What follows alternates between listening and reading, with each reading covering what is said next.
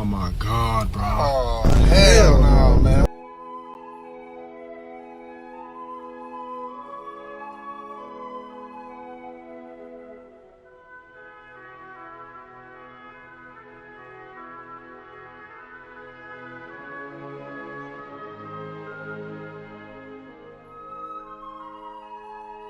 Tactical nuke incoming!